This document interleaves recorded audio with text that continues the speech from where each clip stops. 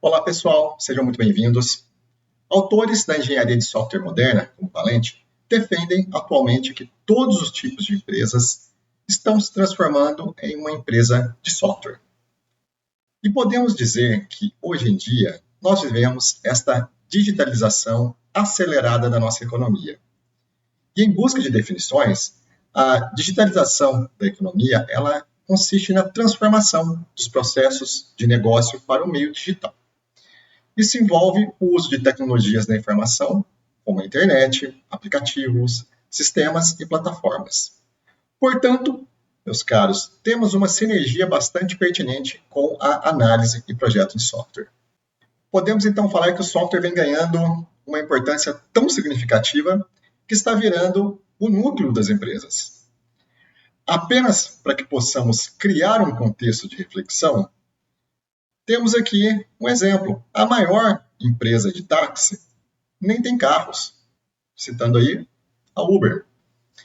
Automaticamente, você vai se recordar de várias outras, né? Provavelmente, o Airbnb, que deve ser a maior empresa de hospedagem, ou uma das maiores, não tem hotéis. A Amazon e a Alibaba podem ser atualmente consideradas como as maiores varejistas do mundo e não têm lojas físicas, ou tem pouquíssimas lojas físicas. O maior cinema talvez seja a Netflix.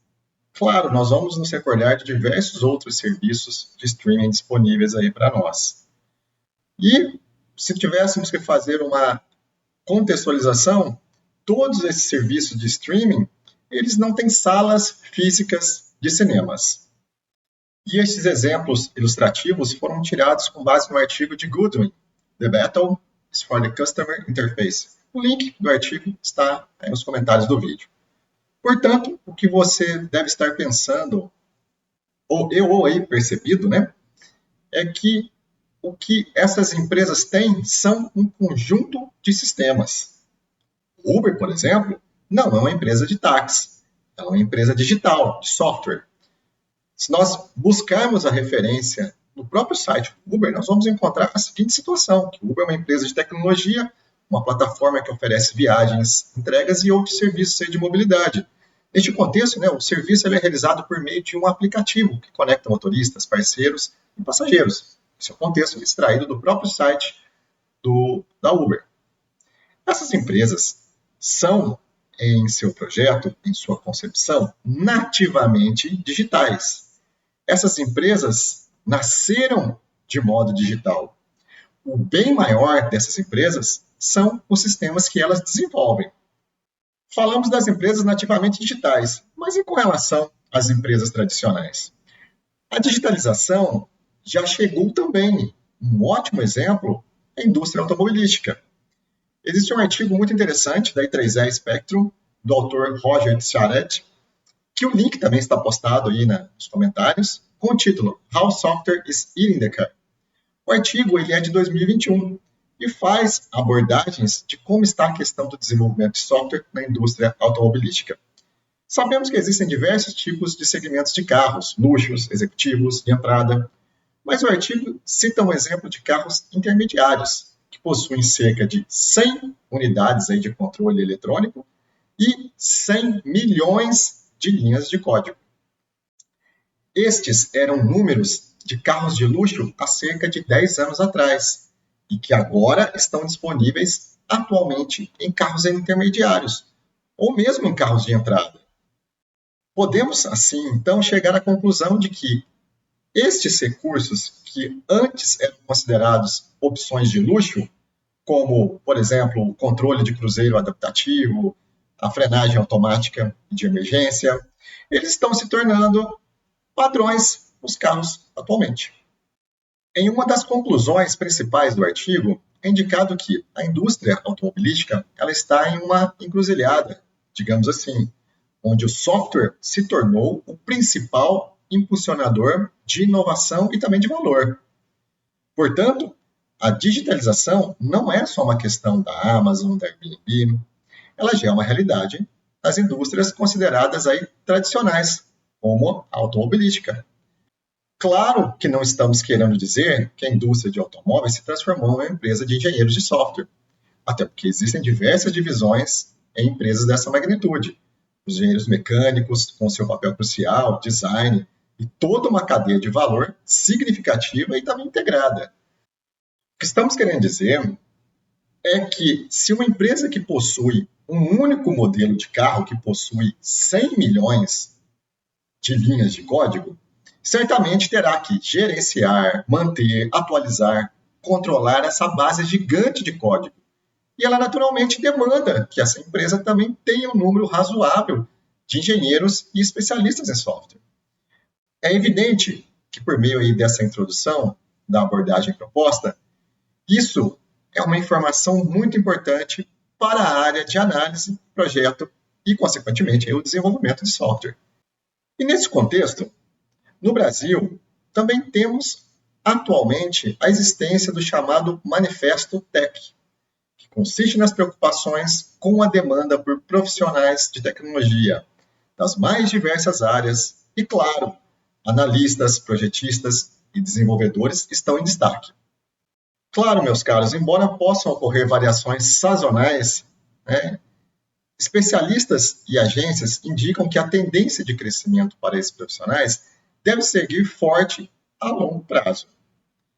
Na descrição do vídeo, você poderá acessar um estudo para que possa complementar a visão dessa demanda. Mas, assim como indica o próprio Manifesto TEC, ele exibe que as empresas estão preocupadas com essa crescente demanda, preocupadas com a formação de mão de obra em tecnologia. E isso chega a ser, inclusive, um paradoxo no Brasil, que tem espaços para muitas discussões em que temos grandes índices de desempregados e as empresas de tecnologia estão aí desesperadas por contratar profissionais e não conseguem fazer isso. E neste contexto, o manifesto trata questões pertinentes como contratar pessoas em desenvolvimento e não só as experientes. Promover cultura de crescimento com aprendizado contínuo. Habilitar essas pessoas a entregarem valor em projetos reais. O manifesto também é importante a gente destacar que ele é assinado por profissionais de grandes empresas e vocês podem checar isso ao final do manifesto. O link do manifesto também está na descrição. Sugiro que entrem no site e também analisem. É muito interessante as questões que são apresentadas, bem como os seus anseios. Claro, meus caros, que essa questão não é exclusiva do Brasil, é uma preocupação mundial. Se você buscar aí por artigos que consistem em demandas globais por profissionais de tecnologia, seguramente irá encontrar vários estudos no mundo com essa abordagem. Separei uma aqui para vocês.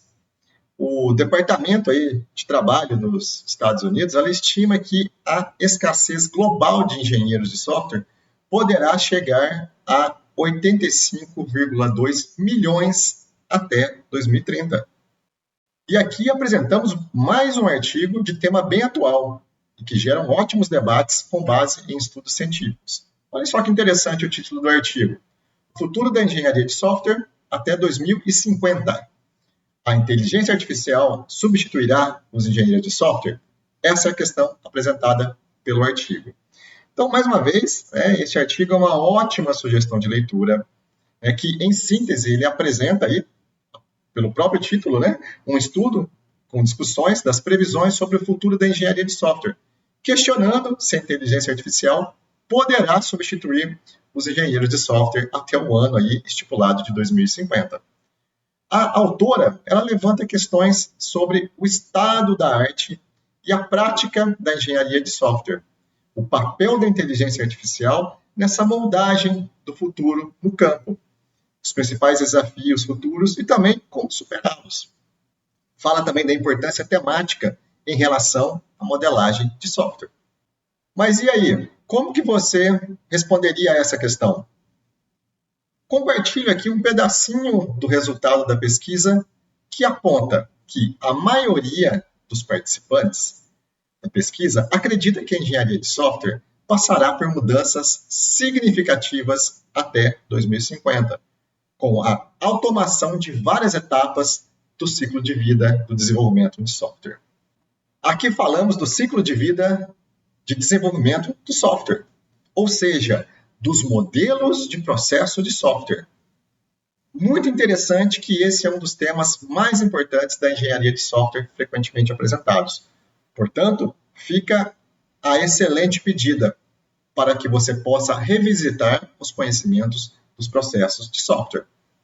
Desde aí dos modelos mais antigos e tradicionais, como os sequenciais mais rígidos, destacando aí o modelo cascata, até os modelos mais flexíveis e adaptáveis, como os modelos ágeis, com abordagem iterativa e incremental que priorizam a colaboração e a resposta rápida às mudanças.